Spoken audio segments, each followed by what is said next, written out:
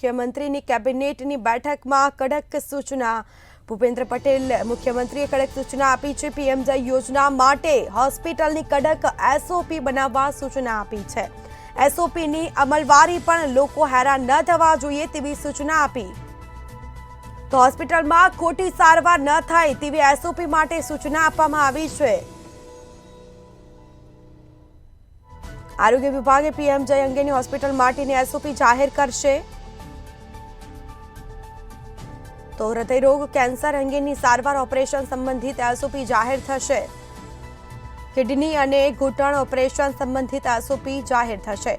વધુ વિગતો સાથે સંવાદદાતા ઉજ્જવલ વ્યાસ ફોન લાઈન પર જોડાયા છે। જી, કેબિનેટની બેઠકમાં એસઓપી મુદ્દે નિર્ણય કરવામાં આવ્યો છે, કડક સૂચના આપવામાં આવી છે, શું વિગત?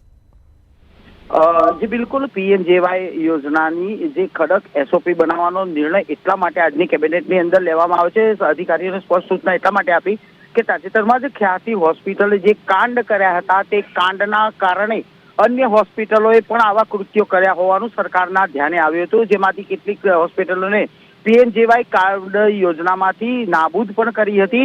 આજની કેબિનેટ બેઠકની અંદર આ જે નિર્ણય લેવામાં આવ્યો છે, ખાસ કરીને જો જોવા જઈએ તો ઘૂંટણના ઓપરેશનો, કિડની, હૃદય રોગ સંબંધિત 4 મહત્વની જે સેવાઓ પીએમજેવાય અંતર્ગત મળી રહી છે તેમાં કોઈ ખોટી ગેરરીતિ થાય નહીં તે હેતુથી આજે કેબિનેટ બેઠકની અંદર કડક એસઓપી બનાવવા માટેની રાજ્યના આરોગ્ય અગ્ર સચિવને સ્પષ્ટ સૂચના ભૂપેન્દ્રભાઈ પટેલે આપી છે। તો બીજી તરફ આરોગ્ય મંત્રી સાથે પણ એસઓપીના બાબતમાં તબક્કાવાર બેઠક કરીને પણ કોઈ હોસ્પિટલ ગેરરીતિ આચરે નહીં, આવી ઘટના ગુજરાતમાં ફરી બને નહીં તેવી કડક એસઓપી ટૂંક સમયમાં જાહેર કરવા માટેની સ્પષ્ટ સૂચના આપી છે। તેના નિયમો, તેના કાયદા અને તેની સજાની જોગવાઈ સાથેની એક નવી એસઓપી ટૂંક સમયની અંદર ગુજરાત સરકાર બહાર પાડશે અને હાલ તેની કામગીરી શરૂ કરી દેવા માટેના સ્પષ્ટ નિર્દેશ મુખ્યમંત્રી ભૂપેન્દ્રભાઈ પટેલ તરફથી કેબિનેટ બેઠકમાં અપાયા હતા। જી જી, બિલકુલથી તમામ જાણકારી આપવા બદલ આપનો આભાર।